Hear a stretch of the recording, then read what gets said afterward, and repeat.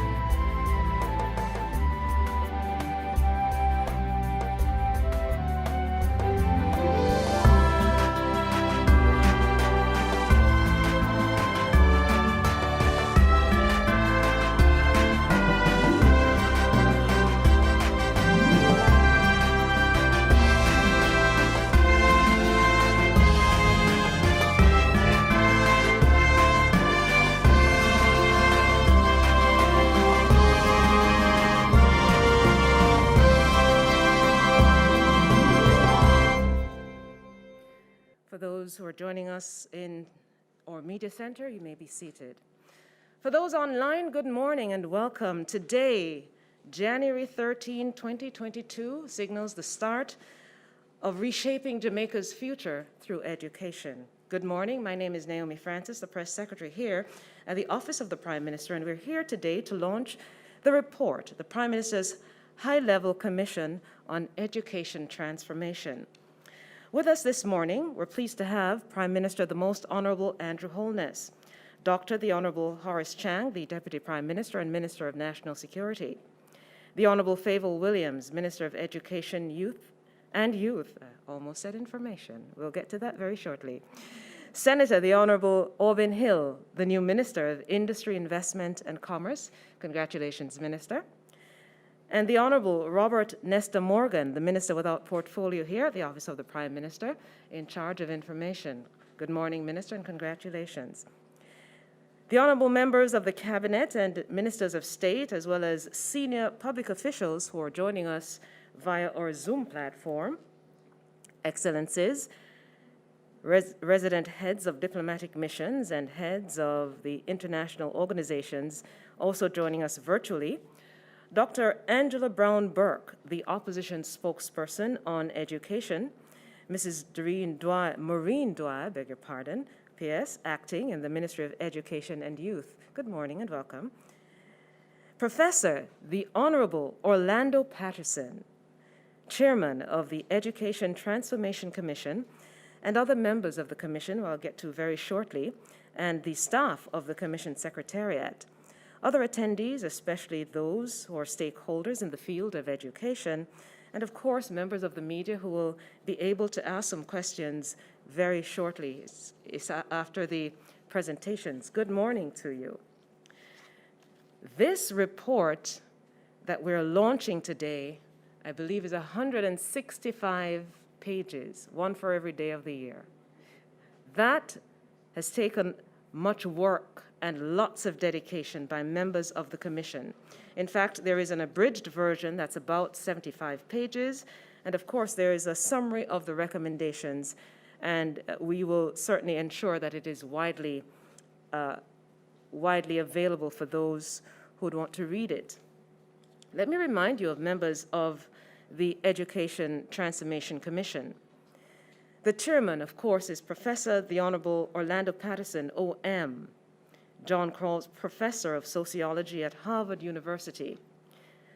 On the committee as well, we have Dr. Dana Morris Dixon, Chair of the Governance and Accountability and Tertiary Committees. We have Mr. Jeffrey Hall, who is also joining us online. He's co-chair of the Finance Committee of the Commission. Professor David Tennant, Ms. Floretta Plummer, Ms. Erica Simmons, Professor Michael Taylor,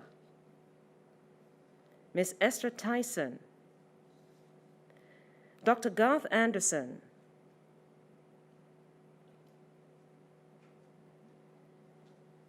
Professor Eleanor Brown. Professor Colin Giles.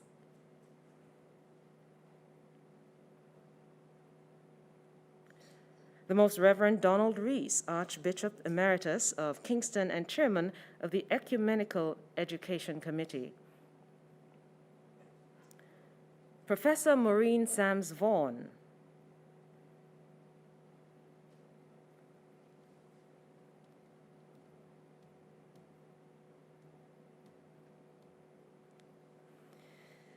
Mr. Gordon Swaby.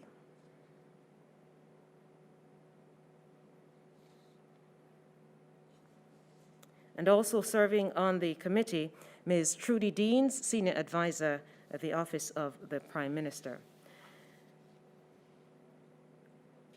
May I thank everyone for their service, and ahead of our launching officially the document and the report, may I invite our esteemed Permanent Secretary here at the Office of the Prime Minister, and as well, working very hard at the Ministry of Economic Growth and Job Creation, Mrs. Audrey Sewell, to lead us in prayer.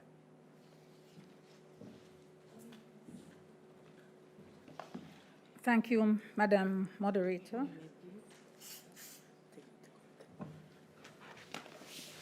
Sorry.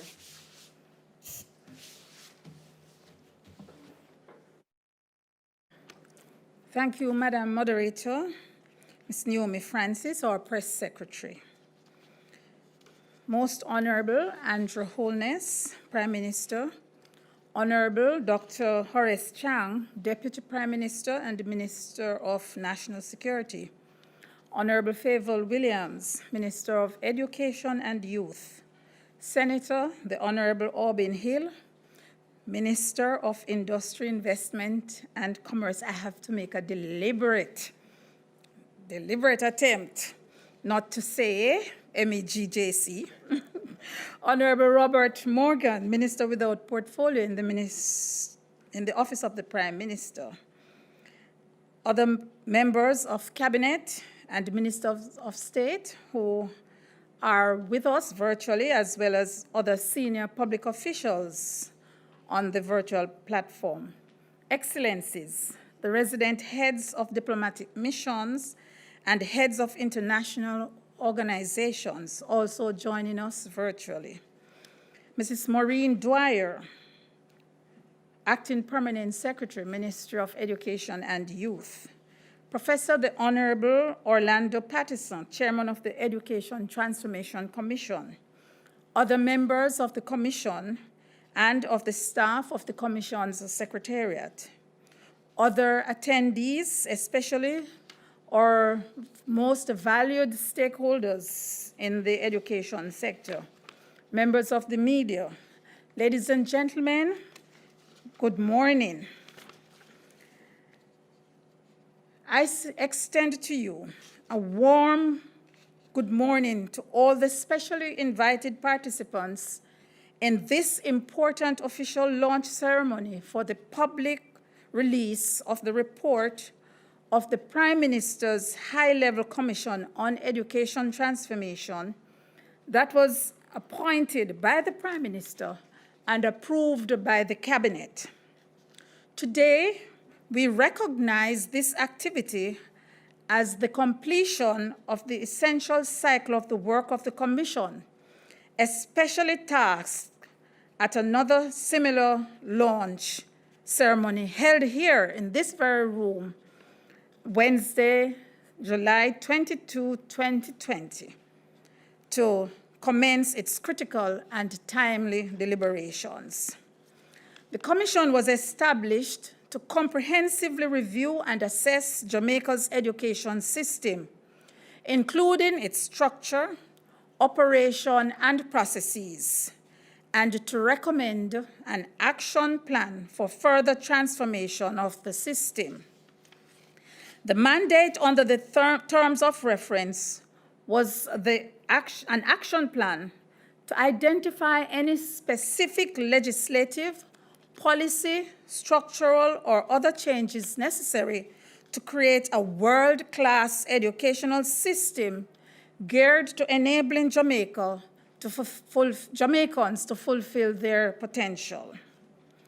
As a former permanent secretary in the Ministry of Education, under the leadership of the then Education Minister, the Most Honorable Andrew Holness, I am among the converted when the Prime Minister reiterates that developing the skill base and human capital required for Jamaica to compete successfully in the 21st century global economy must be a national imperative.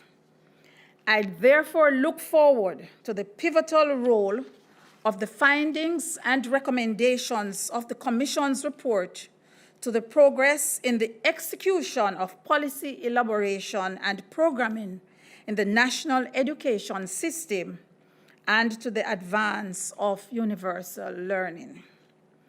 I know that members of the Commission, in carrying out their mandate, ably supported by the work of the Secretariat, headed by Ms. Trudy Deans, diligently reviewed national and international public education models and good contemporary practices that promote an increase in the educational productivity and student performance.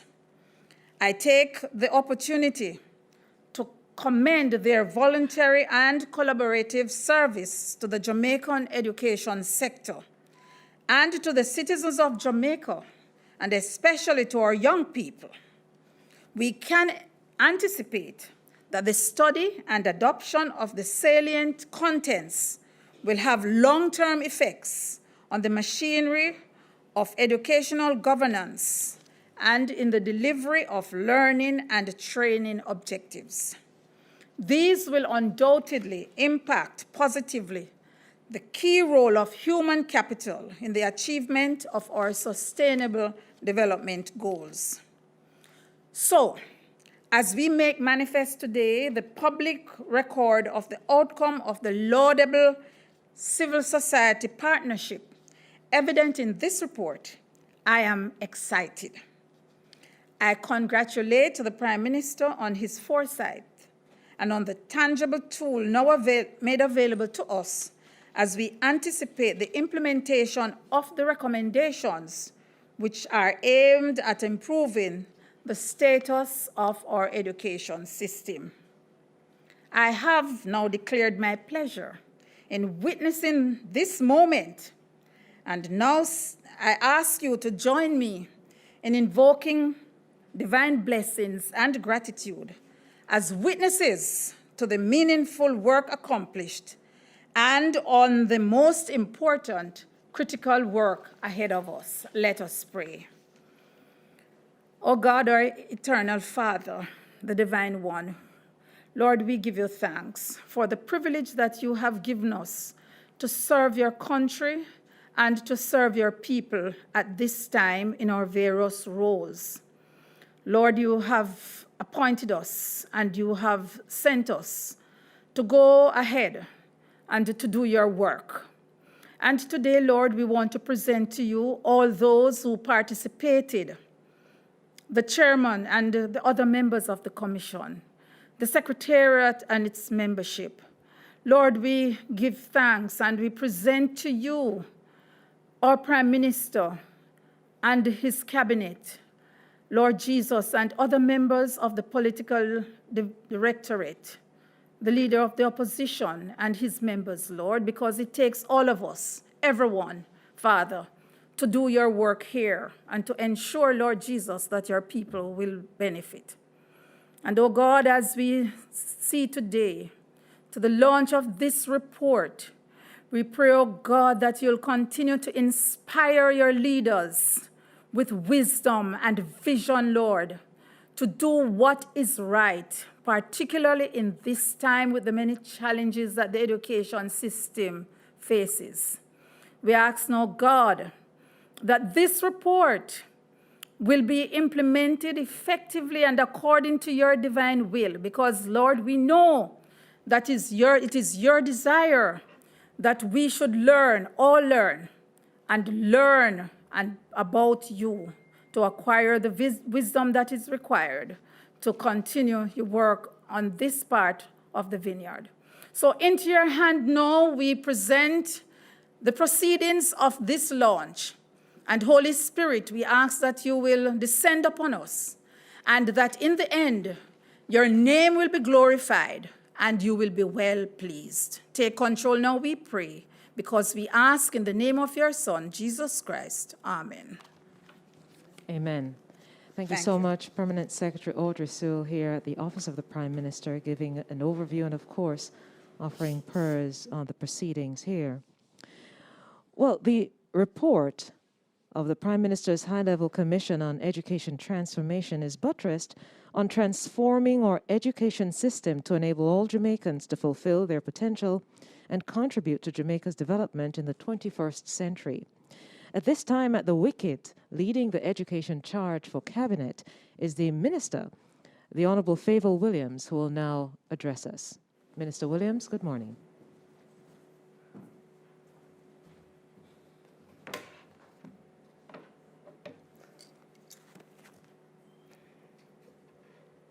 Thank you, Madam Moderator, Naomi Francis, Press Secretary, Most Honorable Andrew Holness, Prime Minister, Deputy Prime Minister, and Minister of National Security, Dr. Chang, Senator the Honorable Aubin Hill, Minister of Industry, Investment, and Commerce, Honorable Robert Nesta Morgan, Minister without Portfolio, Office of the Prime Minister, Honorable Members of Cabinet, Ministers of State, as well as other senior public officials on the virtual platform, Mrs. Audrey Sewell, PS with many hats, Excellencies, the resident heads of diplomatic missions and heads of international organizations also joining us virtually, Mrs. Maureen Dwyer, our own acting Permanent Secretary at the Ministry of Education and Youth, and of course online, we do have Dr. Kassan Troop, our acting Chief Education Officer. Professor, the Honorable Orlando Patterson, Chairman of the Education Transformation Commission, other members of the Commission, and of the staff of the Commission's Secretariat. Other attendees, especially the stakeholders in the field of education, our boards, our principals, our teachers and administrators, members of the private sector, members of the media, ladies and gentlemen, Jamaicans all, good morning.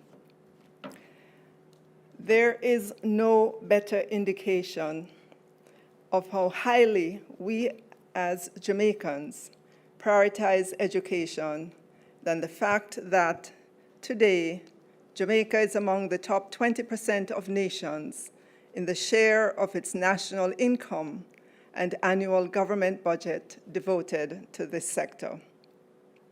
Yet despite this investment, despite the prioritization, there has been a failure of the education system to deliver in a broad-based, nation-building way students who are performing at or above their grade level. On any school day prior to the start of the pandemic, 17%, or approximately 39,000 children of primary school age are absent from school. This is twice the world's average. At the high school level, only 28% of our high school students pass 5 or more subjects, including English and mathematics. These are but a few of the findings highlighted in this report from the Commission entitled The Reform of Education in Jamaica 2021 report, being launched here today. We in Jamaica know that prior to this report today, there have been several others.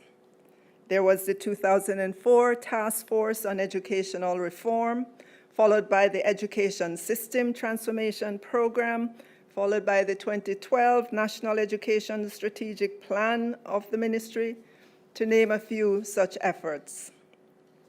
What I do know is that when you read this report and those of decades past, you will realize that there have been many sound recommendations in them.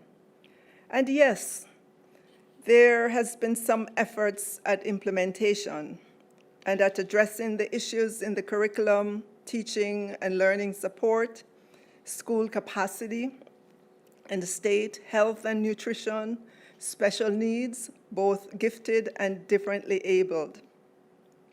So for me today, this Reform of Education in Jamaica 2021 report comes at an opportune time.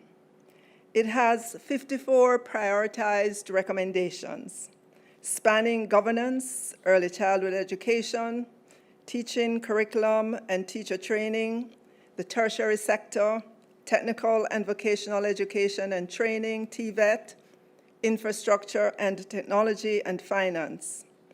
In its 342 pages, this report takes a serious, holistic approach to educational reform. I know that across the school network, our boards, our principals, our teachers, and administrative staff want to see marked improvement in student outcomes.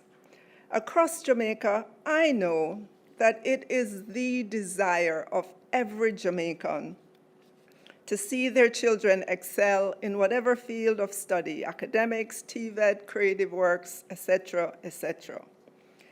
Yet it appears we have approached the implementation of these very good recommendations of these studies with less than full commitment. I would call it half-heartedness. For the most part, we've shied away from the recommendations that would improve the education sector. So how else do you explain a recommendation from over a decade ago to create a licensing environment for teachers that would uplift the professionalization of teachers? How do you explain why in 2021 that has not been implemented? This report today stresses the importance of getting the Jamaica Teaching Council bill passed. How do you explain a key recommendation coming out of the 2004 report some 18 years ago, that it would be significantly impactful to the education sector to extend the length of the schooling experience from 11 years to 13 years? How do you explain the resistance to this recommendation from some quarters for these additional educational opportunities for our young people who graduate at grade 11 with a few and sometimes no CSEC subjects? Prime Minister, I don't believe we're serious about educational reform. Together with the senior policymaking group at the Ministry of Education and Youth, we will map out a work plan complete with timelines and accountability for the recommendations in this report. The engagement of the staff at the ministry will be key to have them become the process owners and live, breathe, and implement the recommendations in this report. Based on my almost 16 years at the ministry, 16 months, I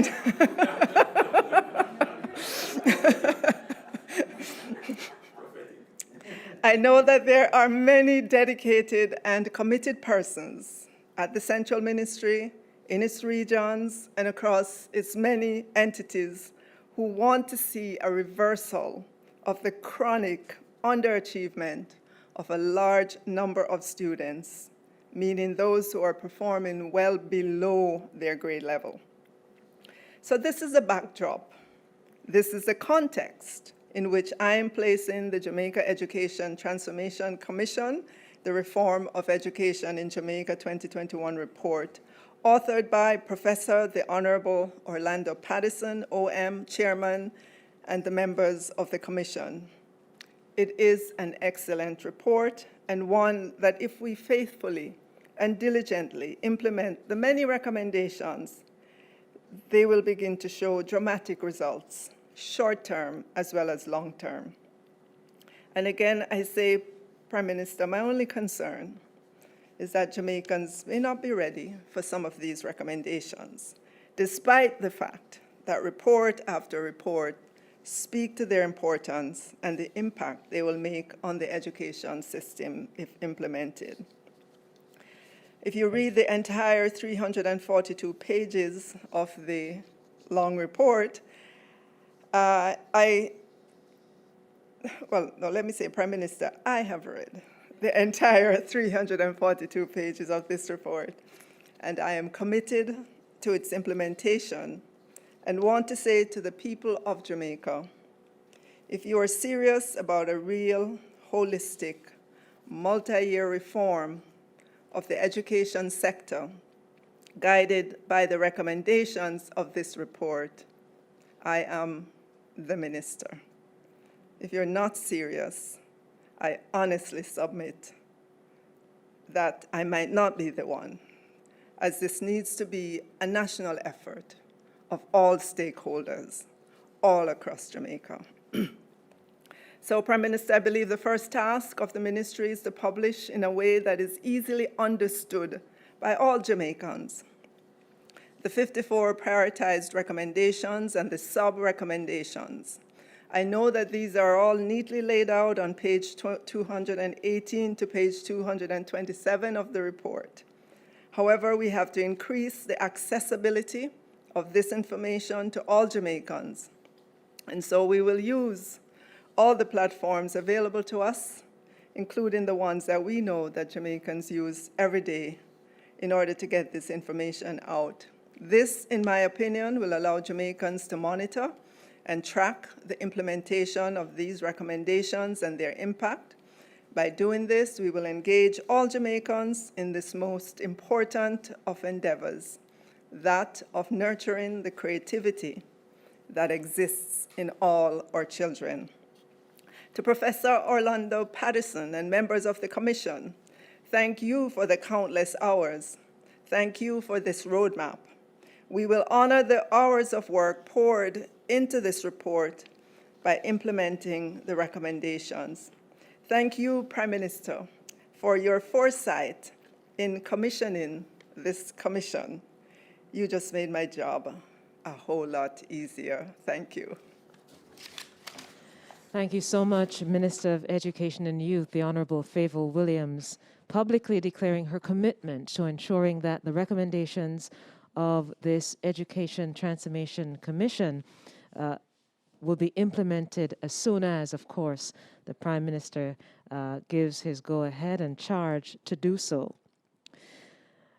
You know, the Prime Minister was very, very methodological and thoughtful, strategic even, in looking at exactly what is required to shake up, so to speak, the education sector. He's always said that to meet the fourth industrial revolution, we have to do things in a revolutionary manner. And so he looked far and wide and found Professor Orlando Patterson, a Jamaican whose reputation precedes him. In fact, he's widely read at the universities and high schools across, not just universities in Jamaica, but across the globe. And Professor Patterson took on this job with a lot of commitment. There are hours and hours of meeting, not just in Jamaica, but online, to ensure that despite COVID, the work continued. And so, ladies and gentlemen, to present and take us through a lot of the recommendations and the process that was involved, may I introduce to you Professor the Honorable Orlando Patterson, OMCD, Chairman of the Commission, joining us from Boston, Massachusetts this morning to bring us through the report. Prof, good morning to you, and can you unmute as you prepare to speak with us and go through your presentation slides? Thank you. Thank you very much, Ms. Francis. Good morning, everyone. Most Honorable Prime Minister, Andrew Holness, Honorable Minister of Education, Ms. Favour Williams, Honorable Horace Chang,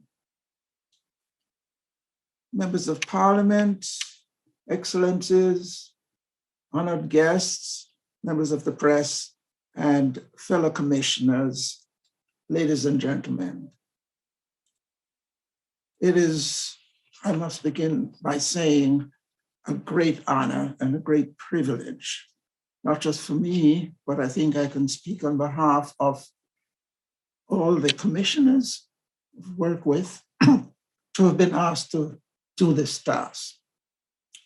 Education is central to the realization of our aim or hope of becoming a modern, developed society. It is also critical, not just for our economic hopes, but also for our dream of creating a harmonious society free of conflict, free of crime. Education serves both purposes. And therefore, one can think of no greater honor than to have been asked to develop a program and a set of recommendations for the transformation of the education system of our country.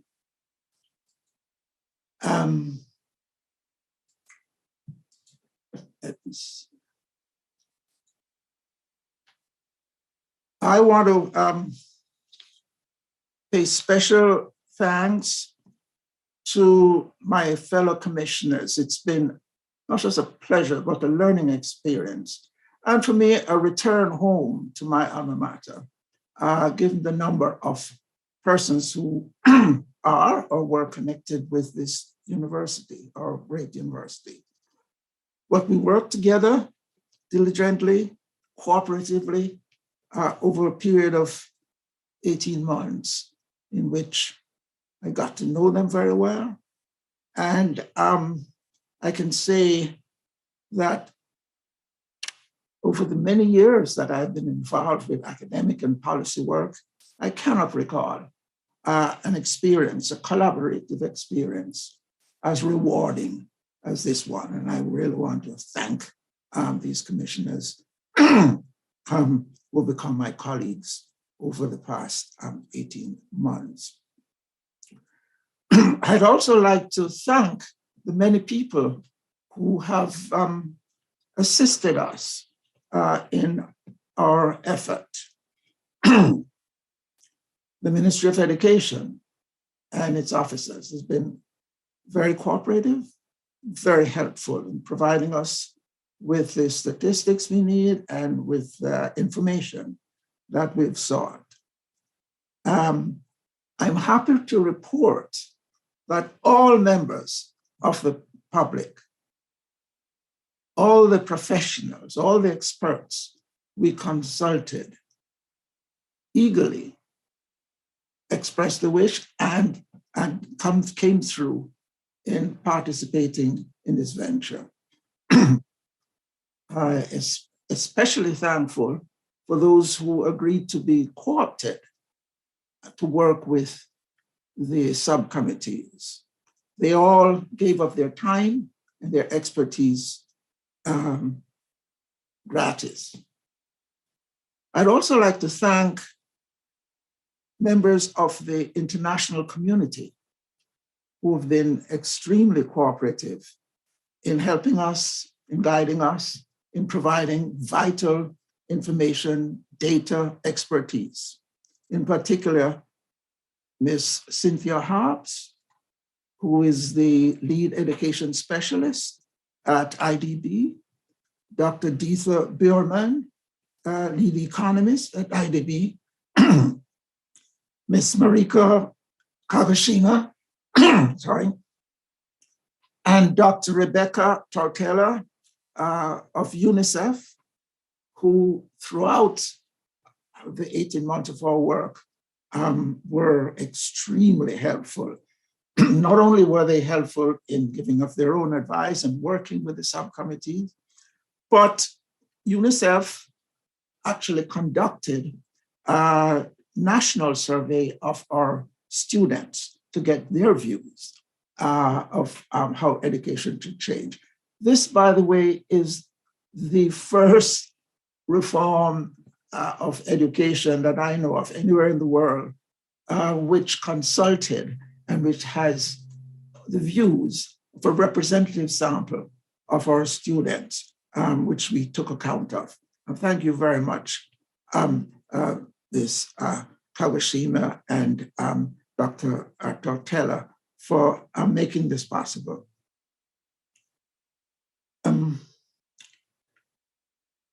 So let me get this going.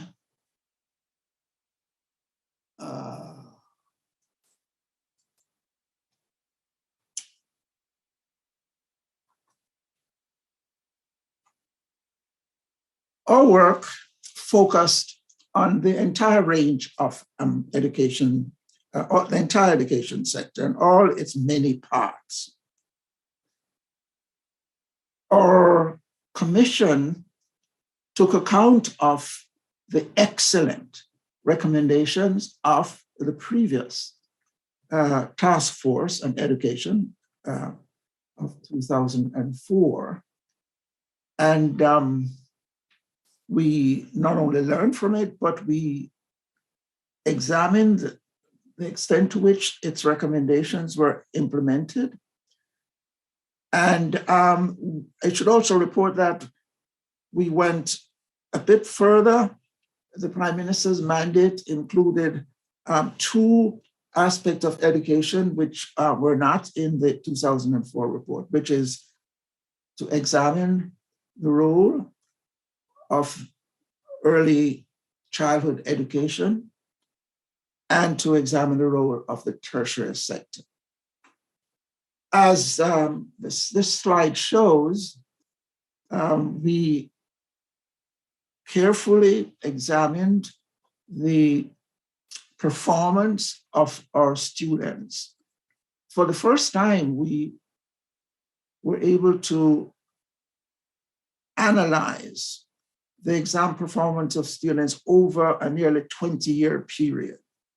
Thanks to the Ministry of Education for providing this data for us. We looked at the assessment and evaluation of school. There can be no significant reform without knowing where you are. What are the problems? What are the difficulties which we have to overcome? How are our students performing? And that was one of our first tasks. We also look carefully at the method of evaluation. One of our major tasks was to look at the governance and accountability in the system. And that section was very professionally and brilliantly chaired by Dr. Dana Morris Dixon, who unfortunately is not able to join us today because of illness, and we wish her well and that she recovers soon. But her work was critical. So is the work of the early childhood education sector. And Dr. Vaughan Sams of the University of the West Indies basically did most of the work on this. The Teaching and Curriculum and Teacher Training Subcommittee had the biggest task. It explored all aspects of teaching, curriculum, and training. And the largest number of our recommendations are in this sector. And I want to offer my deepest thanks to the extraordinary chairing of this committee by Professor Michael Taylor, the Dean of the Faculty of Sciences and Technology at UWI. The tertiary sector was chaired also by Dr. Dana Morris, who went well beyond the call of duty in taking on this task, in addition to the major task of exploring the state of education. Infrastructure and technology was chaired by Ms. Erica Simmons, and she and her team did an excellent job in looking at this important area of education, or buildings or grounds, how we house our students, how we maintain them, and so on. The finance subcommittee, obviously how we pay for all this is critical.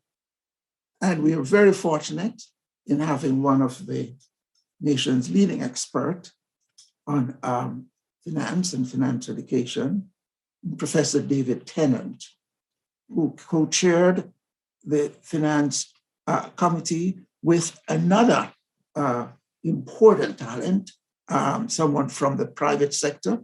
And so we have a nice sort of balance between the private sector and the education sector in chairing our subcommittee, Mr. Jeffrey Hall, who's the Chief Executive Officer of Jamaica Producers Group.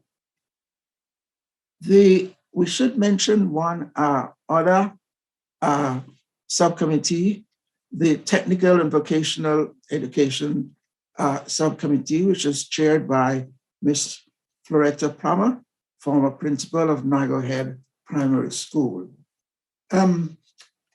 We did, halfway through our deliberations, realize that this was a major undertaking, since it involved a reconsideration of the entire technical and vocational training, which meant looking at HEART, re-examining how HEART is operating, especially in light of recent report from the Auditor General, but also the degree to which what HEART does has to be integrated into the regular school system.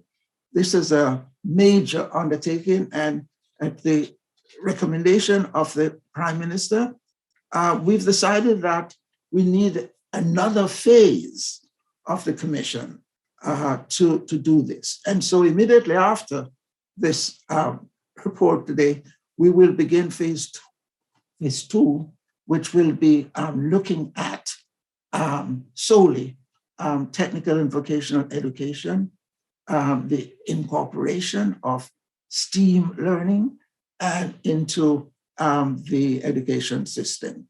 That will be done with the kind collaboration and support of the Inter-American Development Bank, which has already agreed to do this, and which has already identified a team of experts who will be assisting us in this major undertaking. And for that reason, then, we've delayed the many excellent recommendations of the Technical and Vocational Education Subcommittee, which will be folded into the phase two recommendations on technical education.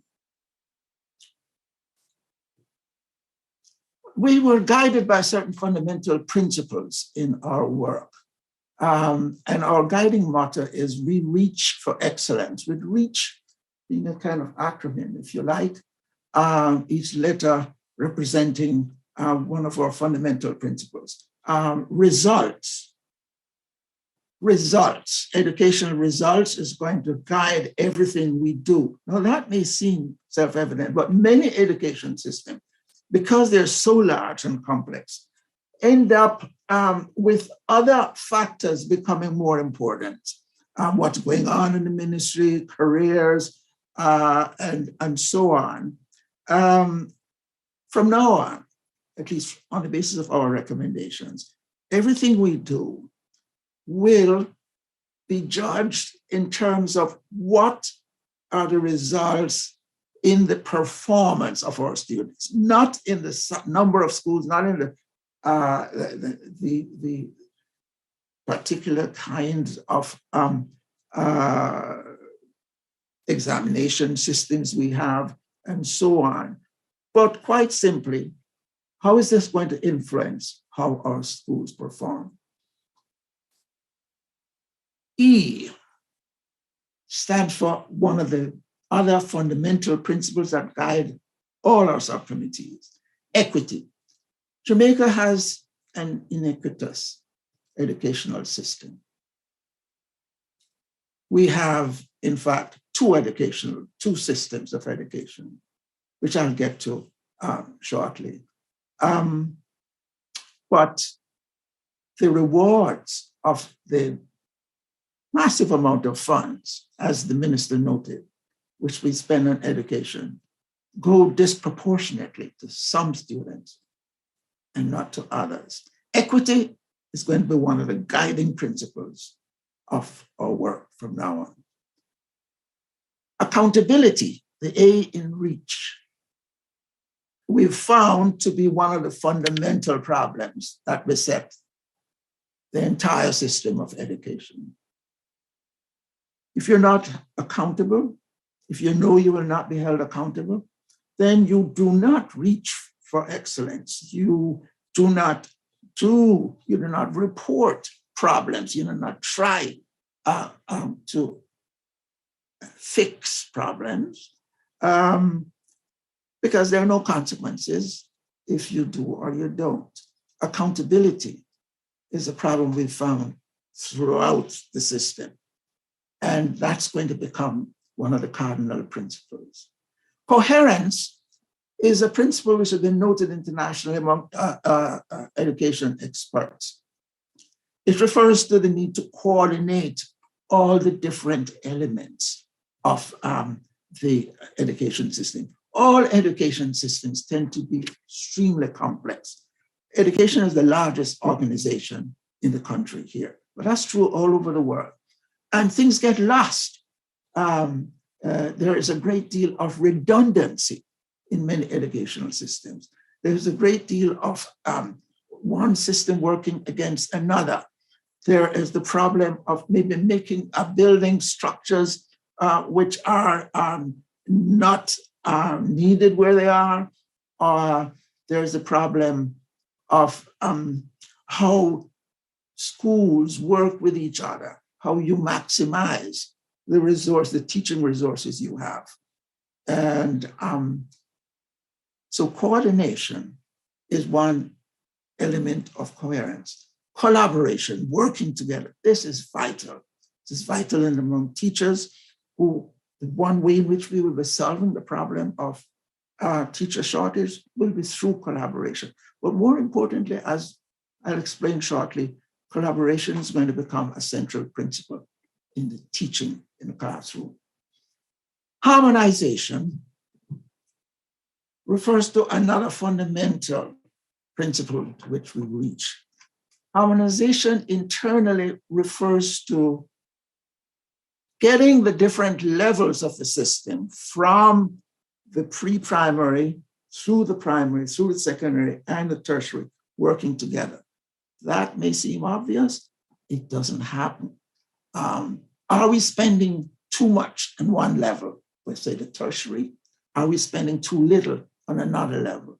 We have to harmonize, and I'll have more to say about this. But there's also external harmonization of the entire system with the private sector and with civil society, the social sector. One of the big problems, noted already, by the way, in the 2004 task force, noted in the Vision 30 report, a major problem is that there's a lack of harmonization between what is being produced in the educational sector with what is needed in the private sector and what is also needed more generally in a society. We aim to bring about that harmonization. We aim to produce the kind of skilled labor force that is needed by the private sector. We need to produce the kind of citizens that will be needed for those working in civil society in the attempt at reducing our problems. So let me just very briefly go through these recommendations. I cannot go through the large number of recommendations we have. This would take me all day and tomorrow. I'll just hit on some of the main themes in each of these sections. But let me begin by noting the crisis we are in. Crisis of poor performance. The World Bank calls this a learning crisis. The fact that we have achieved success in placing students in schools, but they're not performing well. There's an organizational crisis in the ministry, and there is a crisis of COVID pandemic. Three crises. Let me begin with COVID. Our commission began its work several months after COVID struck. And that prevented us from doing certain things which would have been necessary under normal circumstances, such as visiting schools. However, COVID did have some silver linings. One of them is that we had to work through Zoom, which meant that we were able to meet with a much larger number of stakeholders than we would had we been meeting in person.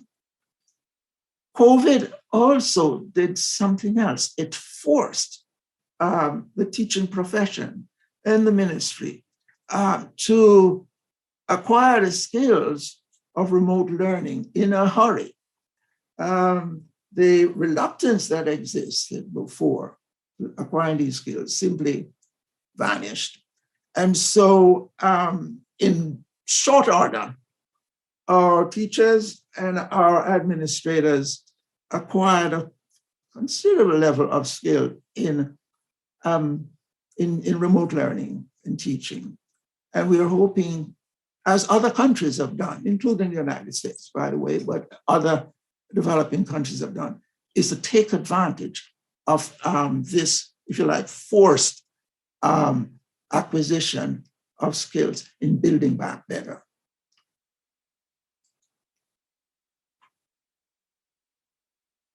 COVID has been a calamity for our students, as you know, and it has exacerbated the existing problems of equity. The cost of recovery will be great. So the World Bank estimates that the total cost of recovery will be something in the order of $2.5 billion Jamaican annually for 2 years. But we'd better do it because the cost of inaction, the World Bank estimates, will be in the region of $5.5 billion US, which will be unevenly borne by the population. So we can choose between spending this extra amount upfront now of only 2.5 billion Jamaicans to make up back for what we've lost. Or we can not do it or not do it efficiently and end up with a final cost of 5.5 billion US. It's a no-brainer what we should do. The learning crisis, which the Honorable Minister of Education mentioned, is serious. The more we dug into it, the more serious it appeared. It's best reflected in the results of the 2019 primary exit profile results. A majority of students at the end of primary school remain illiterate and innumerate. And most are leaving secondary schools with no marketable skills. In more detail, the PP 2019 results show that almost 60% of students were failing in mathematics, that only 33%,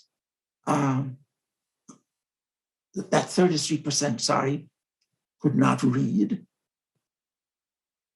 that 56% couldn't write or barely scratch out a sentence, that in what's called research, which is just the ability to identify what is the main topic in a sentence, in a simple sentence, almost 60% could not find what the topic is in the sentence.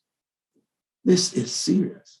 This is after spending billions and billions of dollars on education. This is after all the energy we've put into it. Something is not working. This should not be so after all the effort we've put in since independence. The World Bank has summed it all up in one of its metrics, which is the following, that Jamaican students can expect to complete 11.4 years of schooling by the time they reach 18 years of age. But controlling for quality, taking into account of just what it is they've learned, this is equivalent to only 7.1 years of learning, a learning gap of 4.3 years. That summarizes the disastrous situation which we face.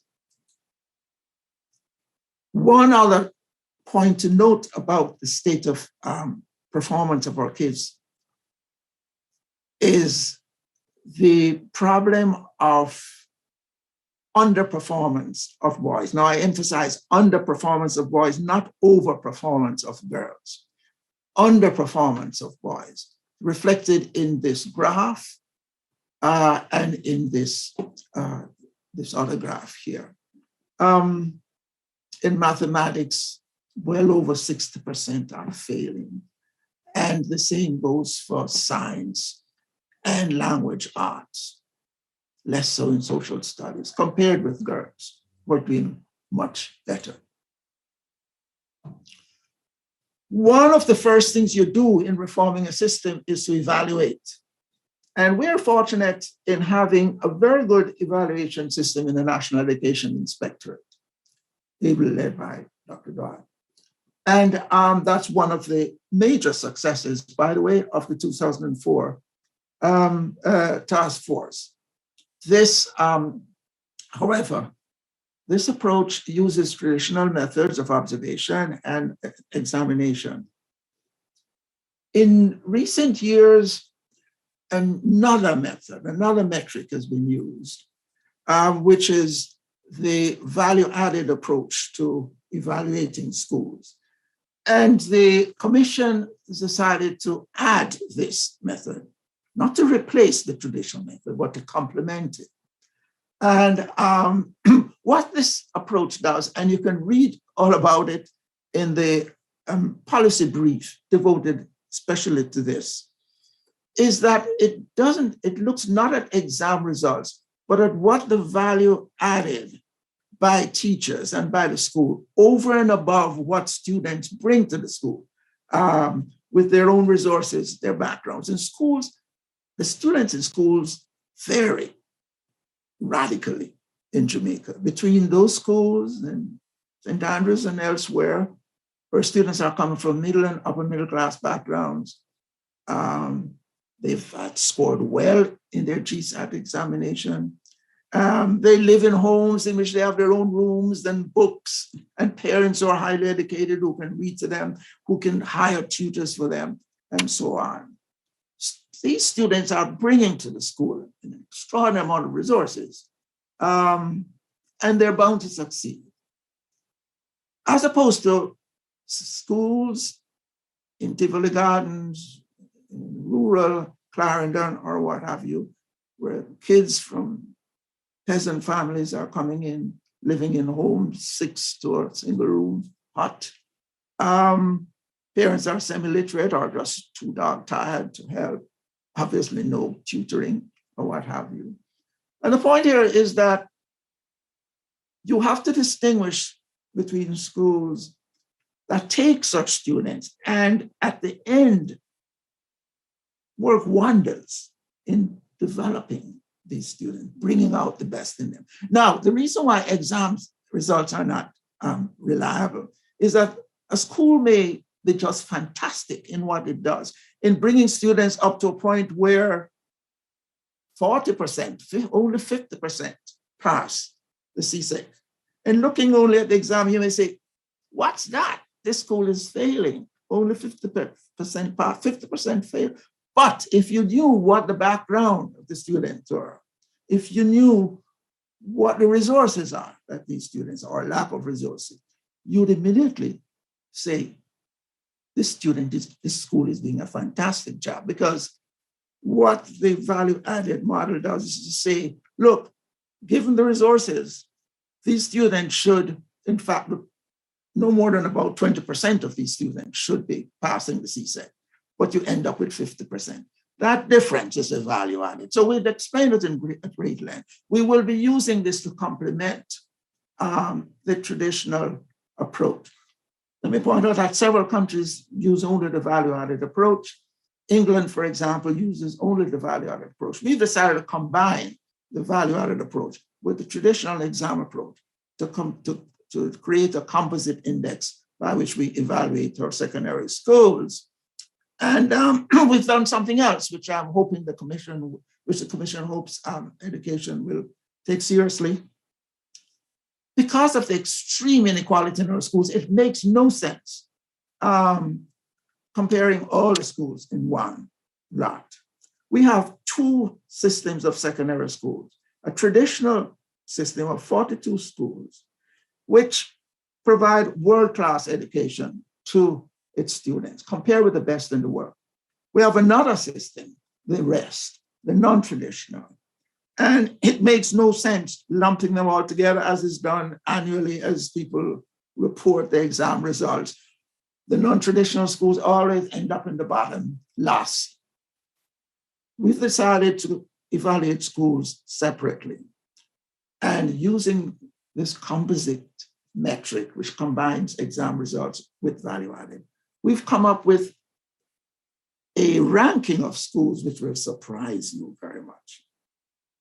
Just to whet your appetite and hope that you'd go and read the value-added policy brief. The 3 top schools in the nation, the secondary schools, are Glenmuir High School for girls, Glenmuir High School, which is co-educational, Wolmer's Girls School, and St. Jago High School. The top schools in the non-traditional, Dint Hill, Edwin Allen School. And we want to use that system, which I think is much fairer and which will indicate where to look for the real problems in the school, and not be misled simply by looking only at exam results. Okay, so that's one of our first major set of recommendations in terms of evaluation. I think it's a superior system, superior even to the system being used in England, which I think relies too heavily solely on value added. This combines both, as you'll see. Governance. The 2004 task force did have major recommendations on reforming the Ministry of Education. While many of the resource building structures that were recommended went into effect, the reorganization of the Ministry of Education did not take place. We are recommending a complete review of the system. We recommend an oversight committee to monitor implementation of recommendation, a strategic and organizational review of the entire system. We think it is critical that the system moves to the modern world in terms of the management information system that is needed, that is to prioritize data analytics and monitoring. And so we move from a 19th century system in which, if you want to know how is the school doing in Maypen or in Spalding, how are the teachers doing, how are the students performing, you ought to be able to go to a dashboard and in a few minutes get that information, rather than going to paper files and spending a whole day finding it. We need to modernize that system. We also need to prioritize the Department of School Services. Another important recommendation of the 2004 task force is this a complex issue, but it needs review.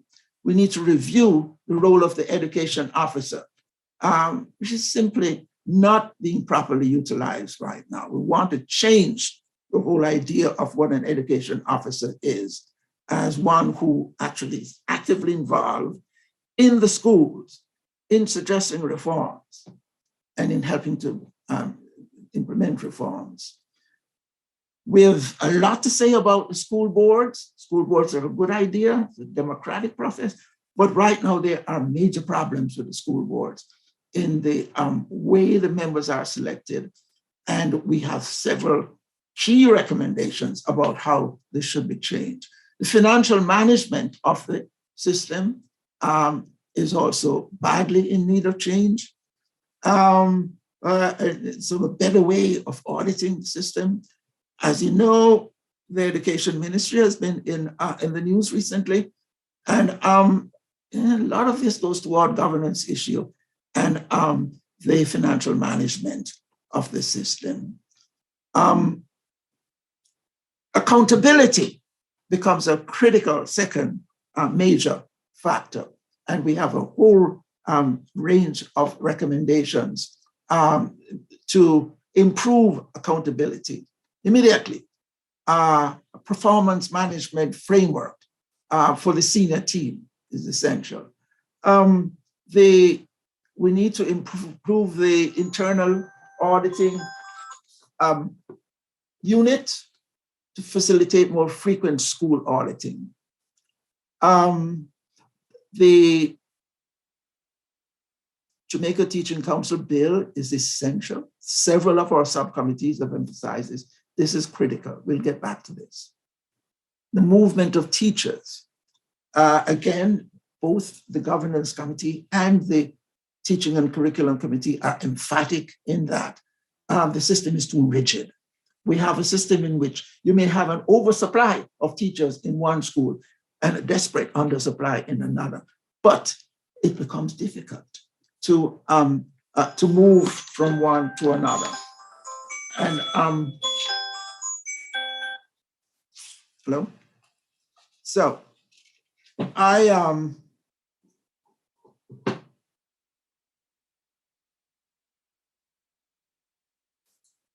legislative changes are another major area for change recommended by the governance committee, and this is critical. This is the minister, I was happy to see mention this. We have to amend the education regulations, great urgency. The Jamaica Teaching Council bill, Tertiary Education Commission bill, they all have to, the legislation is already there and it's been delayed for years and years. And this must be done, or in a sense, we're stuck. Because without these regulations, without these laws, we cannot move. So those are the many recommendations of the governance committee.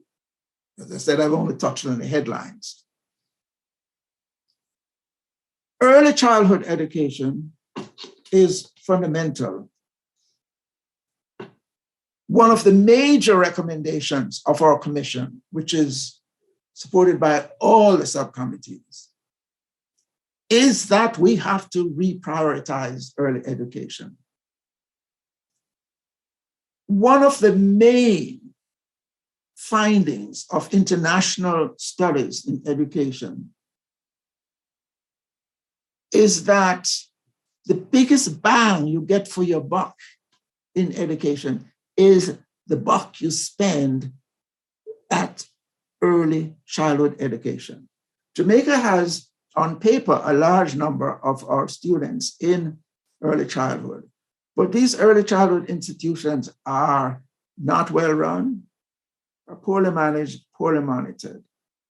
We do have the Early Childhood Commission, which has been working at this, and tremendous amount of resources have been put into the Early Childhood Commission. We think it needs review.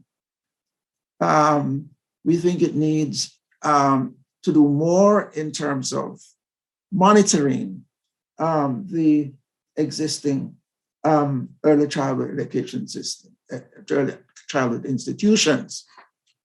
But more importantly, we think more resources will have to be spent. We'll have to shift resources from other parts of the system to this, because this is the foundation on which education exists. Work done not only by economists and education sociologists indicate the importance of early childhood education for later education, but also for later social behavior. As you know, we have a major crime problem. The problems of crime begin in the first 5 years of life. The Harvard Medical School team on early childhood and the developing brain has made it clear that what the child experiences in these first 5 years has a delayed effect on what happens later on. Whether a child at the age of 18 picks up a gun or picks up a pen depends on what happens in those first 5 years. So we will have to reallocate a substantial amount of resources to this sector. If it means taking it from the other levels, then we will have to do that. We have to make sure that when our children move from the early childhood period, they're entering the primary school ready to learn and not stunted. So this is one of our major recommendations, the details of which you can read, I hope, whichever one will look at this, because it may come as a surprise to some of you.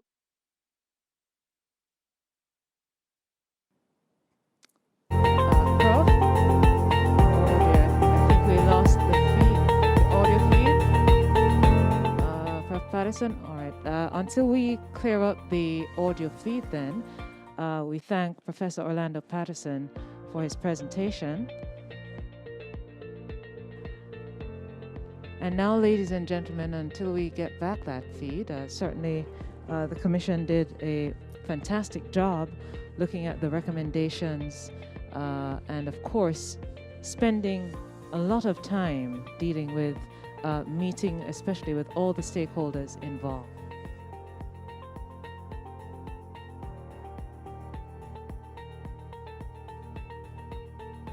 All right, so let's see if we can rejoin Professor Patterson. Prof, are you hearing us any at all? I'm hearing you. We lost you for a minute. Yeah, hello, yeah? My apologies. We lost you for a minute due to some technical difficulties. If you would wrap, and of course, right after, then the Prime Minister will be on. I'm sorry, Prof, can you unmute? I'm not hearing you. I've unmuted, can you hear me? Fantastic, hearing you again, sir. Okay, I have to wrap up soon, so let me just emphasize, as I just did, the significance of early childhood education. Our teaching curriculum and teacher training system needs a complete overhaul. the way we train our teachers, and the way our teachers teach in the school. We'll have to move from one in which the teacher stands and delivers and the students passively receive. We have scores of recommendations about the teaching profession, about teacher training and teaching itself, as well as curriculum and assessment as we move towards the realization of or incorporation of STEAM education. The important out-of-school factors are going to be, we have several recommendations about how we get parents and the community more involved. And we, of course, took account of COVID and have many recommendations in that regard. The tertiary sector has been in the news recently, and we have several major recommendations about changing the Education Act, about greater coordination, reducing redundancy in the system, and also with respect to how we finance education. And we have a long list of ways in which we can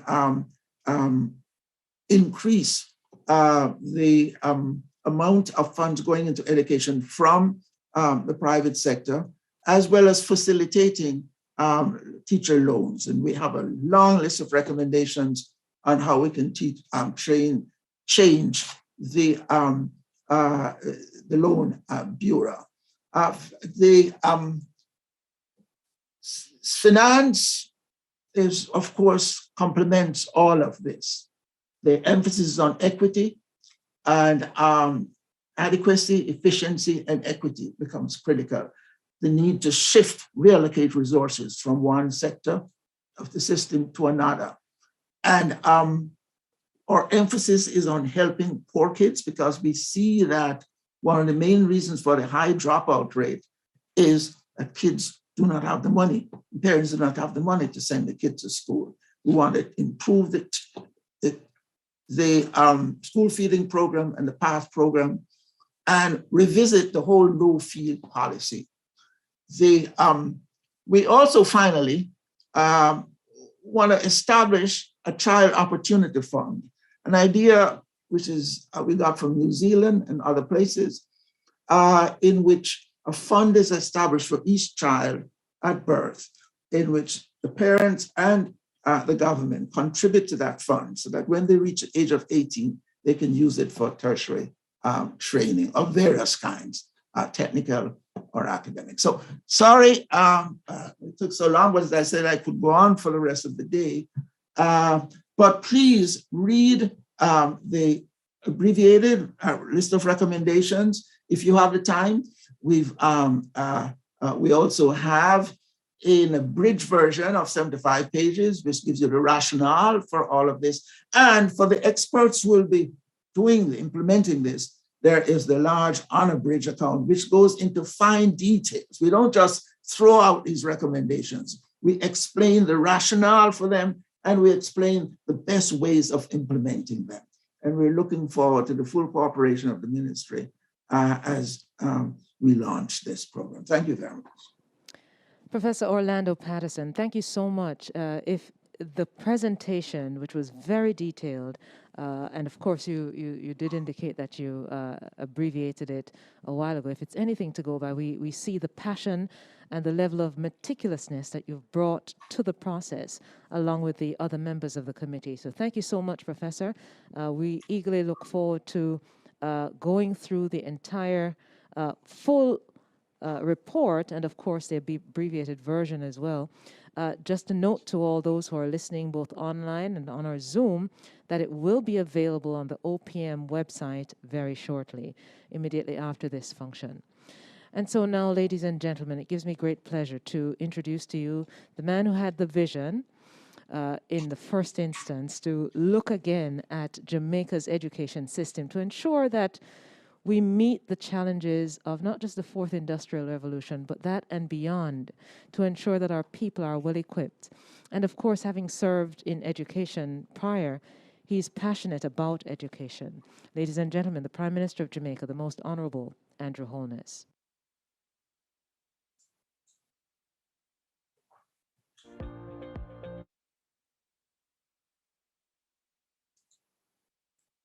the Honorable Favour Williams, Minister of Education, Senator the Honorable Aubin Hill, Minister of Industry, Investment and Commerce, and the Honorable Robert Morgan, Minister without portfolio in the Office of the Prime Minister, other members of the Cabinet and Ministers of State, as well as other senior public officials who have joined us virtually, Excellencies, the resident heads of diplomatic missions and heads of international organizations also joining us virtually, our Permanent Secretary, Mrs. Audrey Sewell, and our Acting Permanent Secretary in the Ministry of Education, Mrs. Maureen Dwyer, Professor, the Honorable Orlando Pattison, Chairman of the Education Transformation Commission,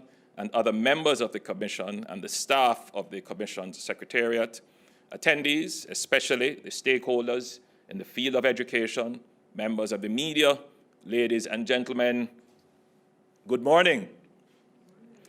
Let me first wish everyone present and those joining virtually a new year filled with hope, health, happiness, peace, and, of course, prosperity. This is a very special year, our Diamond Jubilee, as we celebrate 60 years of independence.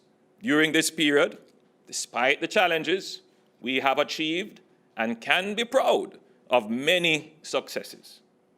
Most importantly, we have opportunity.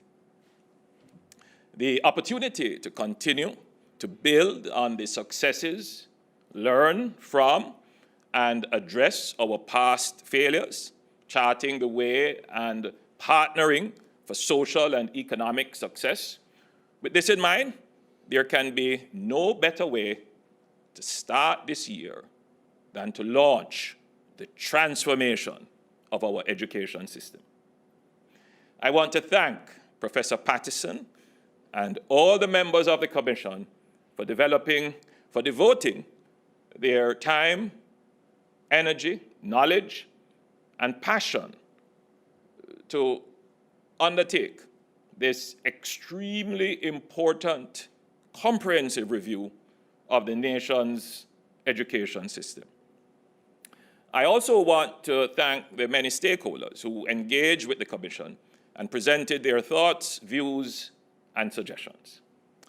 The last major comprehensive review of our national public education system was undertaken in 2004 with the Task Force on Educational Reform chaired by Dr. Ray Davis.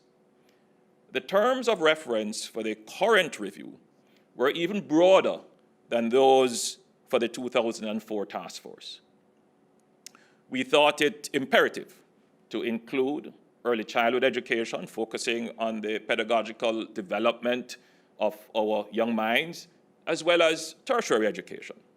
As a follow-up to this report from the Commission, I have asked that Professor Pattison and his team lead a comprehensive review of the organization and output of the Jamaican education and technical and vocational training systems, including an institutional review of the Hart NSTA Trust, and to recommend changes to improve its effectiveness. The review will look at the demand side of TVET, considering how to enable the Jamaican TVET system to better meet the needs of young people, employers, government policy priorities, and the economy, as well as the supply side, considering how to build capacity and capability. This will include transformation of the Hart NSTA Trust, including options for institutional change and reform. We expect that this review will be completed in approximately 6 months. Some may ask, why the necessity of another comprehensive review of the education system? As the Commission says in its report, a number of the recommendations from the last review in 2004 have not yet been implemented. The Minister of Education pointed out a few. It was necessary to undertake a fresh review because of two main reasons. Firstly, in the nearly 2 decades since 2004, the world has seen massive changes. Many of the things we take for granted today did not exist in 2004. The iPhone, Twitter, WhatsApp, the Tesla Model, what is it, SR3 or whatever it is, didn't exist. The pace and direction of technological change and its impact on society is revealed by examining the list of most valuable companies in the world by market value in 2004 versus today. So if you looked at the most valuable companies in the world, top 10, let's say, in 2004, you had General Electric, essentially a manufacturing operation. You had ExxonMobil. You had Microsoft. At number 4, Pfizer. At number 5, Citi, a financial conglomerate. You had at 6, Walmart. At 7, British Petroleum. At 8, AIG. I believe that would be an insurance financial outfit. At number 9, Intel. And at number 10, Bank of America. So that was the composition in 2004. In 2020, 22, Apple, Microsoft, Saudi Aramco, it's an oil company, Alphabet, that's Google, Amazon, Tesla, Meta, Facebook, Berkshire Hathaway, an investment company, NVIDIA, a technology company again, and Taiwan Semiconductor, technology manufacturing outfit. Only one company, Microsoft, that was in the top 10 in 2004 is in the top 10 today. That's how radically things have changed. And by the way, the companies that I have just listed in 2004 and today, all of them have a gross production value multiple times the GDP of Jamaica.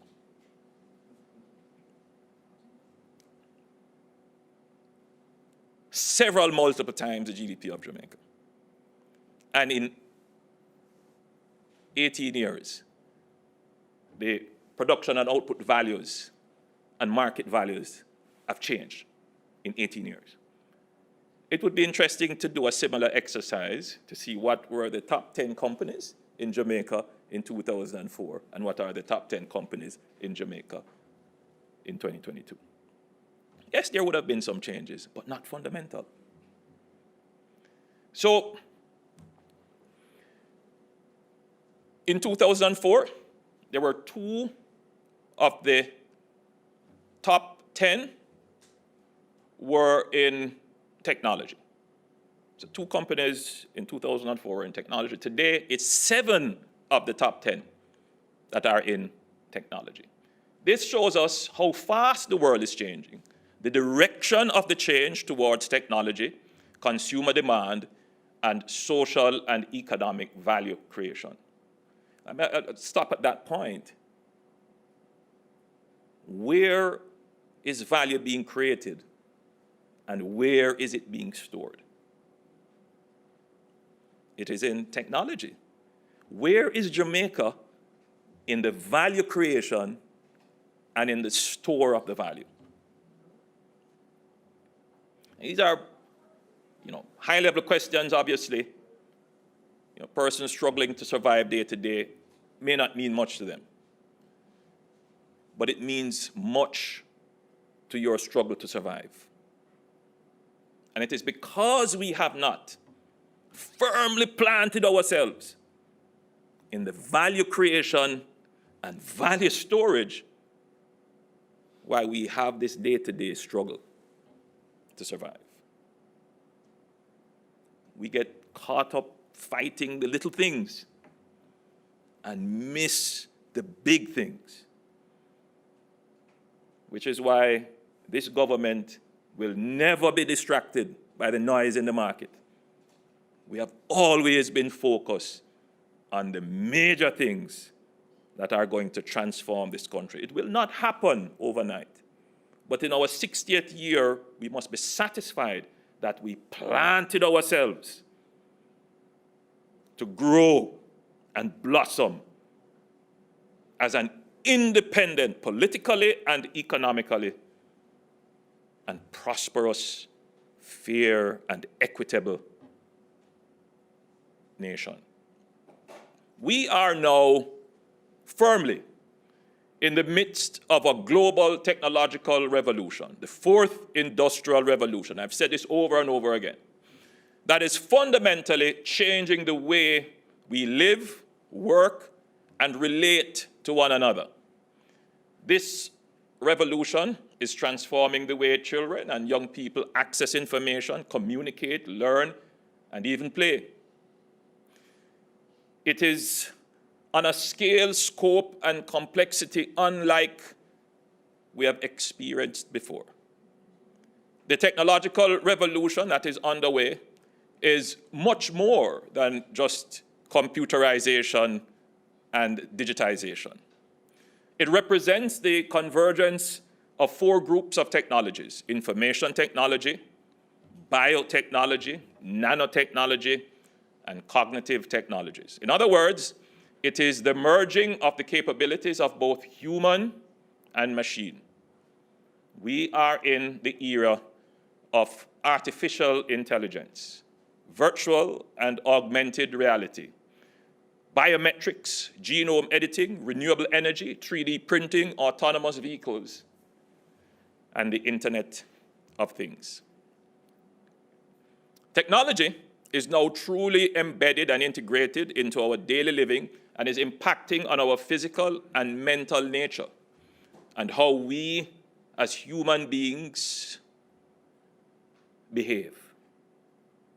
And it is impacting now more than any other time in the history of civilization. Jamaica, as a nation state, as we understand it today, did not exist during much of the first industrial revolution.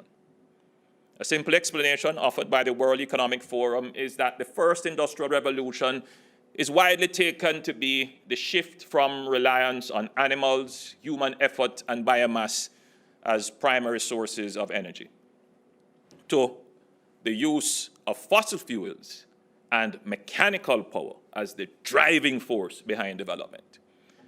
Indeed, Jamaica as a colony then was reliant on forced labor and the abhorrent system of slavery which procured it to power its sugar economy, and therefore it was always doomed to fail. In the wake of the first industrial revolution. So Jamaica as a colony was never a priority for industrialization. And you can read, Capitalism and Slavery, which outlined the thesis as to why the slave economy and the plantation economy failed. The second industrial revolution occurred between the end of the 19th century and the first 2 decades of the 20th century and brought major breakthroughs in the form of electricity distribution, both wireless and wired communication, improved science in agriculture and health, and new forms of power generation. Again, Jamaica missed out or lagged much of these developments. The third industrial revolution began in the 1950s with the development of digital systems, communications, and rapid advances in computing power, which have enabled new ways of generating, processing, and sharing information. Again, Jamaica missed out on this era of global development. Though it could be argued that during this period, Jamaica saw significant investments in bauxite, tourism, agriculture, and infrastructure that would see us having great prospects, similar to that of Singapore at the time of our independence. For various reasons, we have struggled to keep apace our economic and social development, and we have not managed to align our education system and the economic imperatives to take advantage of the opportunities of industrialization. Now, there is a fourth wave of industrialization taking place in the world. New products and technology defined as artificial intelligence and cyber-physical products. There are also new global trade dynamics that could see massive shifts in supply chains and production hubs. Jamaica must not stand by the wayside of history, once more watching the vehicles of opportunities pass us by.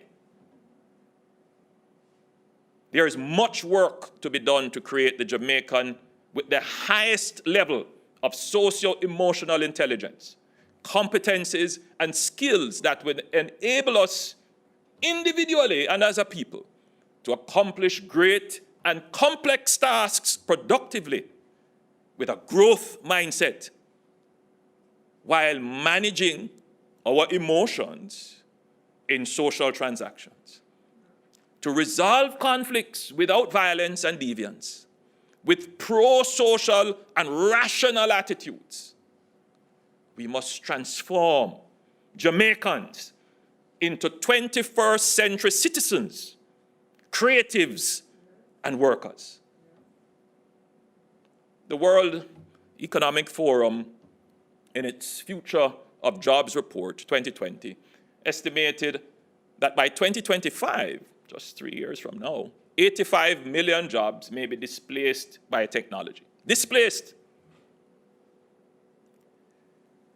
Google has an assistant that is so well trained, it's artificially intelligent, that it can make an appointment for you.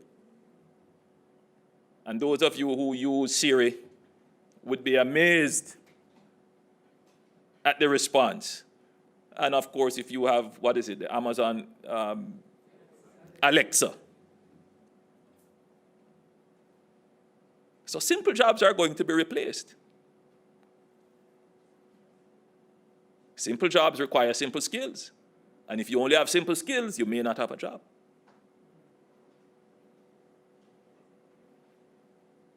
That is the reality. So as I've said, there are people, what is he talking about? I have to live figure out how I'm going to live today. But it's because we haven't focused on these higher level issues why it is difficult for you to live today. It is important that the entire nation buys into this vision and be willing to put aside the petty political differences which have sometimes subverted and delayed the important changes that need to be made. Why has it taken 10 years to have the JCT bill, the Jamaica Teaching Council? We know that there are schools that are underpopulated. Why haven't we closed them and restructured that for greater efficiency?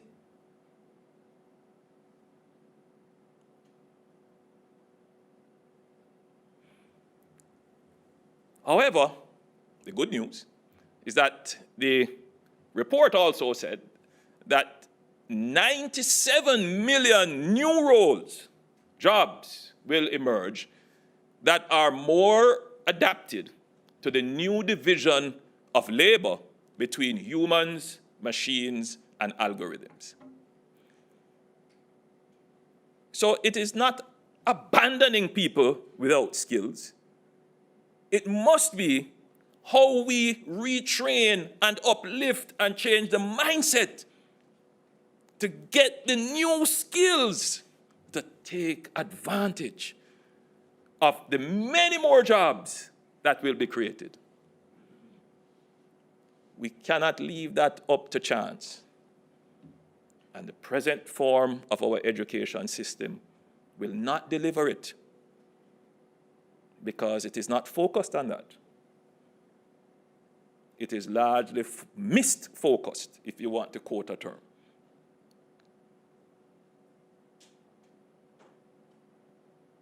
It has to be focused on output and results.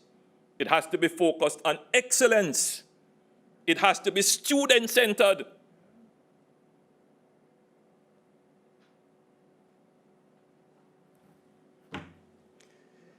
So we need to urgently transform our education system so that our children have the skills to participate in this revolution. If we adapt and transform ourselves to embrace the changes, we can capitalize on the opportunities. However, if we do not change and adapt to where the world is going, we risk once more of being left behind and marginalized. For us to become relevant and compete in the 21st century global economy, we must fundamentally transform ourselves. STEAM disciplines, that is science, technology, engineering, and we're not leaving out arts and mathematics, and coding are at the heart of the global technological revolution. We must truly embrace science and technology as drivers of economic transformation and growth. There are many Jamaicans, particularly young Jamaicans, who embrace technology, consider themselves tech natives and tech savvy. But this is not good enough. We need to make the mental transition from seeing ourselves merely as consumers of technology to seeing ourselves as developers and creators of technology. Some may say this is an audacious vision for a small island like Jamaica. But we have a track record of punching above our weight globally. We are known for our world-beating athletes and our music and culture.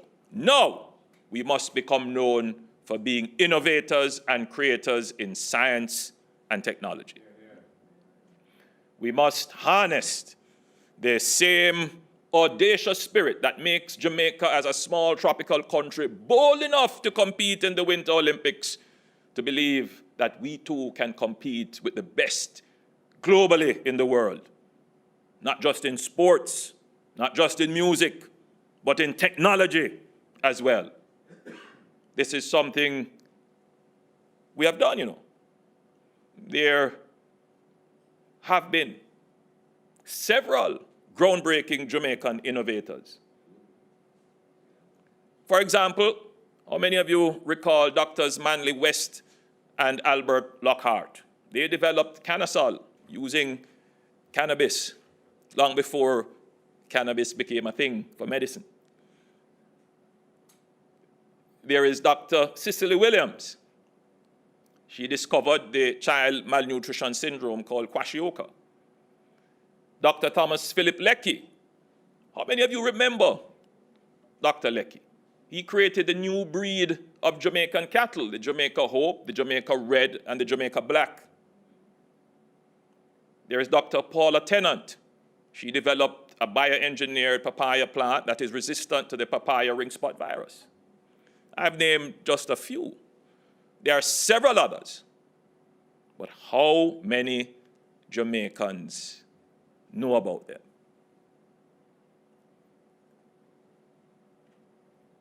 Do we project them to the world as part of our culture? Is technology part of our culture? Are these the people that we glorify? That we sing about? That we would want our children to emulate? But more than that, are these the people that we listen to? Or are we choosing to listen to nonsense, fake news, unresearched thoughts, irrational ideas and expressions? Are those our heroes? Are those the ones leading thoughts in our society? We have to be blamed because when we promote our culture, we don't see it in ourselves that Dr. Lecky and Dr. Manley West and Dr. Tennant should be promoted front and center as the people who can create value in our society for the benefit of all. Comes down largely to our education system and the absence of civics.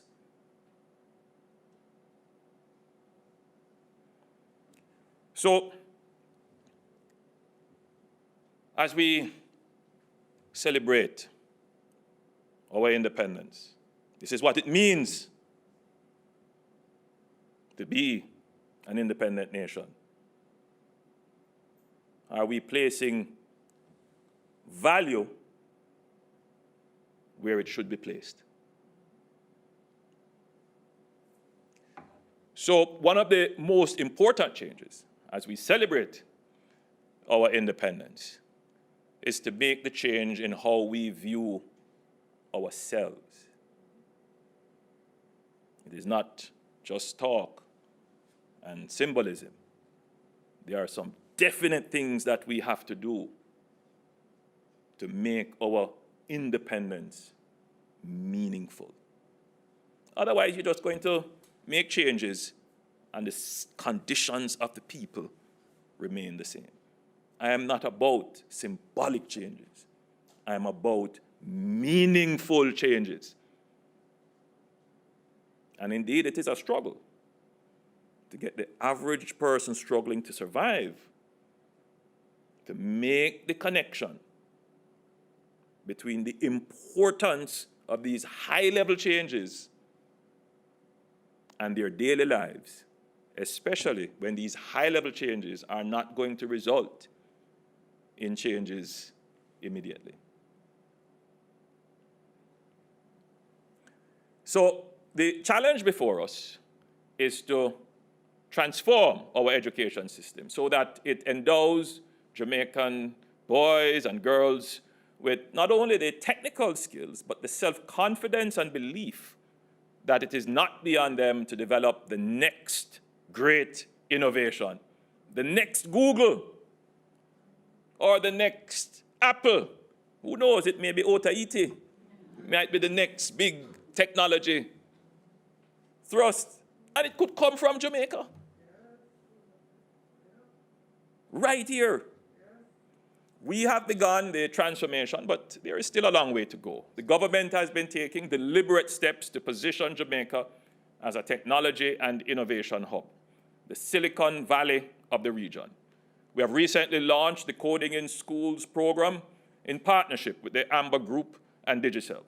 Coding will be taught from grade 1 to grade 13 across all public schools, and our youth will acquire basic numeracy, language, and problem-solving skills, which are the prerequisites for coding. We are also moving forward with our plan to build 6 new STEM schools and 1 school focused on the performing arts.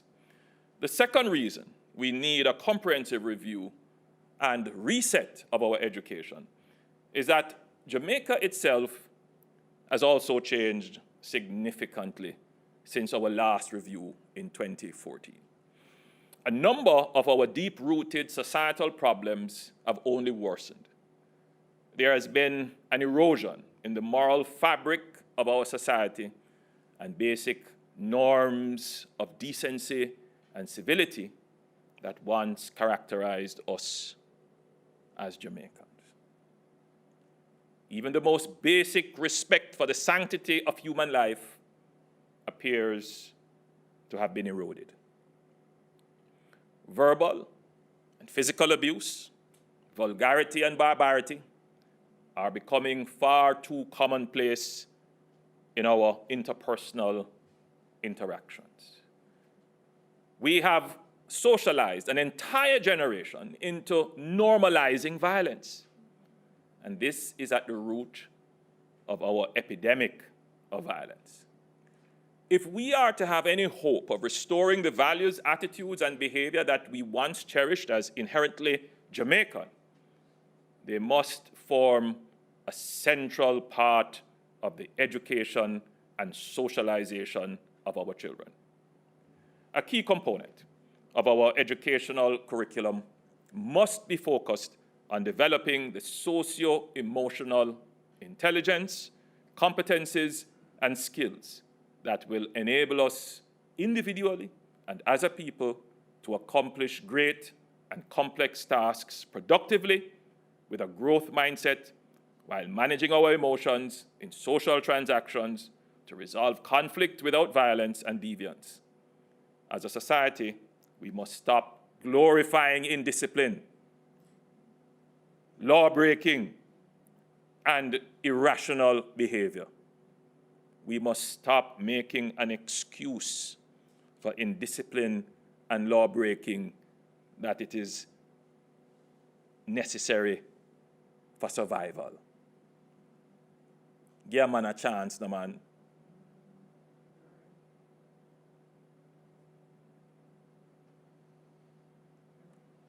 We are one of the most creative people on the planet.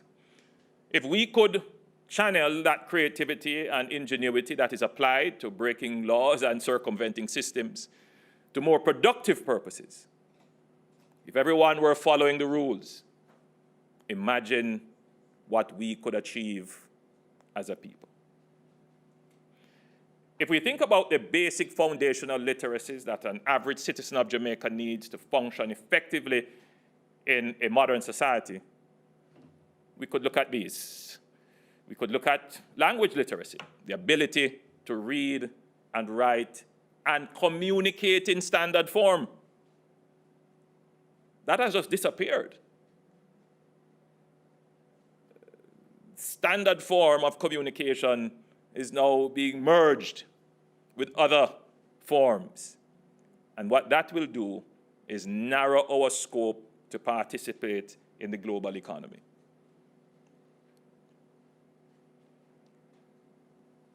We have to have numeracy,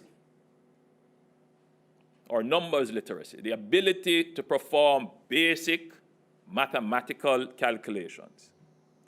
We have to have science literacy, a basic knowledge of science, and this is very important, especially in the pandemic, to be able to make rational decisions about their own health, about their diet. And you know, we have, before the pandemic, we started a program trying to get Jamaicans to understand the lifestyle diseases. It got a little bit sidetracked, obviously, because the pandemic has refocused the government's efforts. But the lifestyle diseases have not gone away. In fact, they have probably gotten worse.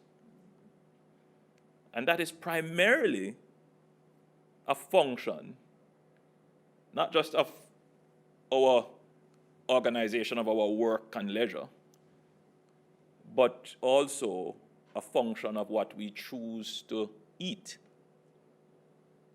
There are some interesting theses as to why our diets are so high in starches and sugar, and the impact of that on hyperactivity and violence.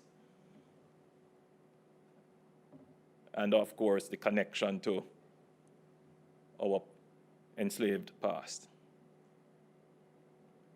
And we need to break that so that Jamaicans can take a far more enlightened view of what they eat. They can avoid the sugars and the carbohydrates and the fats. Take them in moderation. Do a little bit more exercise. because these lifestyle diseases are highly correlated with poverty.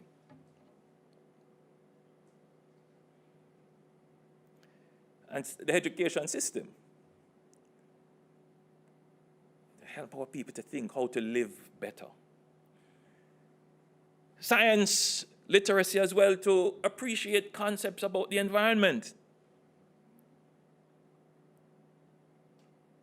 What does our consumption of certain goods and services do to the environment? How does our waste disposal attitudes affect our environment? That has to come through the education system. And to even appreciate concepts such as climate change. We need ICT literacy, the ability to use and interact with modern devices, computers, tablets, and phones. You know,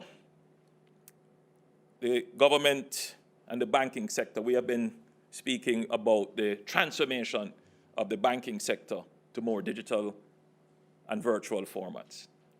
And there are many persons in Jamaica who are having a challenge with the transformation. We are used to going into a physical structure and handing over our cash to a person. There are many Jamaicans having a challenge with handing over their cash to an ATM. But even more than that, there are many Jamaicans who are having problems just going online to transact. And we will be moving with certainty and deliberate speed towards a digital economy. And we can't leave anybody behind, so we have to develop a strategy as to how to educate those who have this digital reluctance.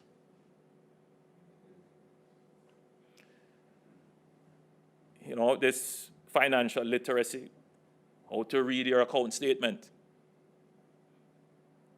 you know, how to make rational financial choices.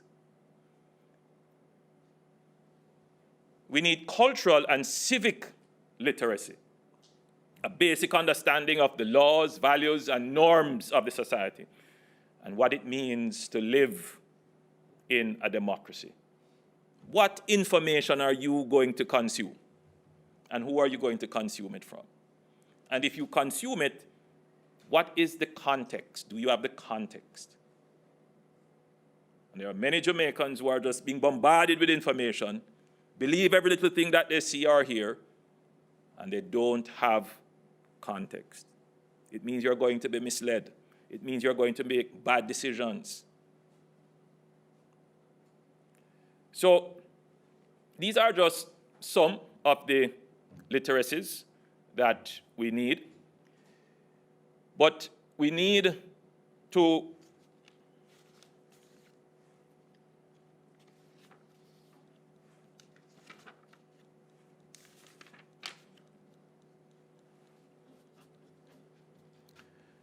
ensure that all our students leaving our schools have these foundational literacies.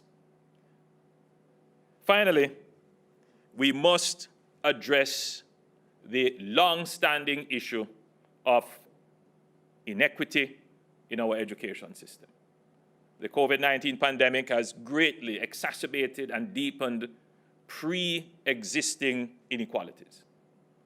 Thousands of our children, particularly those from the poorest households, have had limited or no access to the education that they really need for almost 2 years, resulting in massive learning loss and dropout rates. Of all the adverse impacts of the pandemic, this is the one that worries me the most. I am pleased to see our children back in the classroom. The government recognizes that the return to face-to-face schooling is not without risks. We are making every effort to make the school environment as safe as possible for our students and teachers. While the government will continue to do what we can. I want to appeal to parents and guardians to closely monitor your children. If you see any indication that your child is not well, please keep them at home. This is the only way we will be able to keep the infection rate down in our schools. Education is the great socioeconomic equalizer. A good education system helps to lift individuals and families out of poverty and to strengthen the middle class. Several of us, including myself, came from very humble beginnings, and we are here because of access to quality education. We owe it to the current and future generations of Jamaican children to give them the same opportunity to uplift themselves. Under our current education system, access to the best schools is too highly correlated with socioeconomic status. We must take decisive steps to improve access to quality education for the poor and underprivileged. So now that we have the Commission's report, what are the next steps? The Ministry of Education will develop a detailed plan for implementation of the recommendations with timelines. The ministry has to be responsible for the implementation. As far as possible, we must use the existing resources within the ministry, and where there are capacity gaps, we must build capacity to address those gaps. In order to be sustainable, the reforms cannot be undertaken from outside the ministry. This will not build the capacity within the ministry to sustain the reforms. Our big challenge, as the Commission has highlighted, has been implementation. Many reviews and studies have been done, but not fully implemented. To ensure that it is different this time, I will, by the end of January, appoint a monitoring and oversight committee drawn from members of the Commission and key stakeholders that will be responsible for monitoring and publicly reporting on the progress of implementation of the recommendations. We are serious about this transformation. As the Commission has said very clearly, we do not have a problem with inadequate spending on education. What we are spending in relative terms, as the Minister pointed out, and Professor Patterson pointed out as well, puts us in the top 20% of the countries in the world. But we are not getting the bang for the buck. Clearly, our focus has to be on accountability for results from the money we are spending. The root cause, and therefore the solution of all our economic and social ills, poverty, crime, and violence, economic stagnation, lies in the education and socialization of our children. I am truly grateful to Professor Patterson and all the members of the Commission for undertaking this comprehensive review and giving us a blueprint for the way forward. Your work will shape the destiny of Jamaica. In our 60th year of independence, we must commit to making the transformation of our education system one of our most important priorities, if not the most important priority. Ladies and gentlemen, I thank you.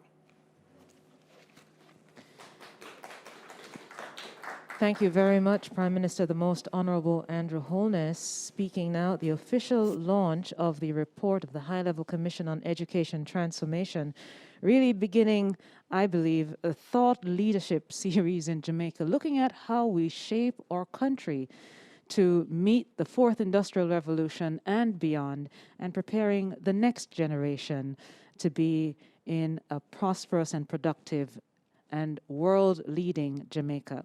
Thank you so much, Prime Minister. May I invite you, Prime Minister, along with the Minister of Education then, to just do a symbolic handover of the Commission report so all can see. Again, ladies and gentlemen viewing online, we will be making the report available on the OPM website and distributing it widely so you may be able to read it as well. So the Prime Minister and the Minister of Education and Youth, the Honourable Fable Williams, have the first full official copy of the report. And of course, we have the abbreviated version as well as the recommendations of the report that will also be available.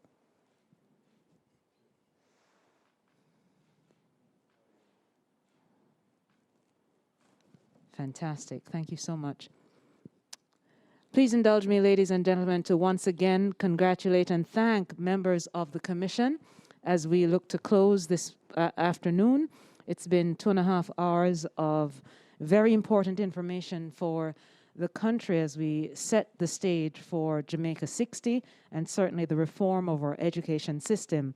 Thank you so much to Professor the Honorable Orlando Patterson, OM, John Crawls, Professor of Sociology at Harvard University, who chaired our commission.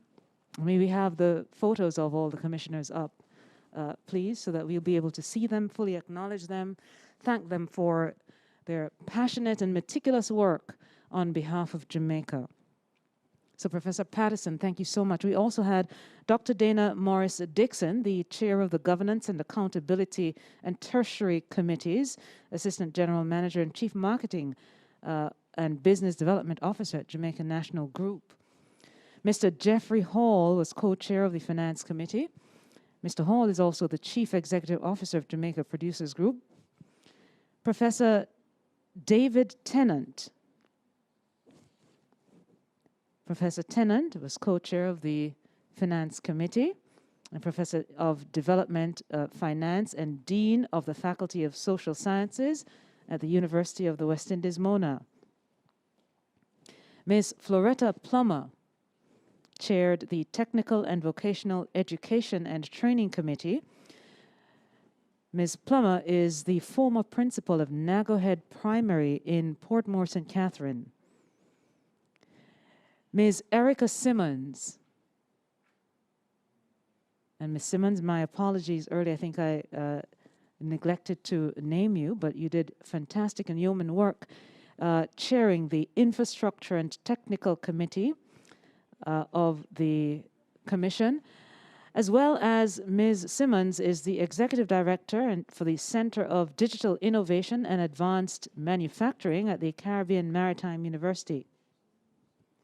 Professor Michael Taylor, Chair of the Teaching and Curriculum Committee of the Commission, and Professor Taylor is the Dean of the Faculty of Social Sciences, I beg your pardon, the Dean of the Faculty of Science and Technology at UWI Mona.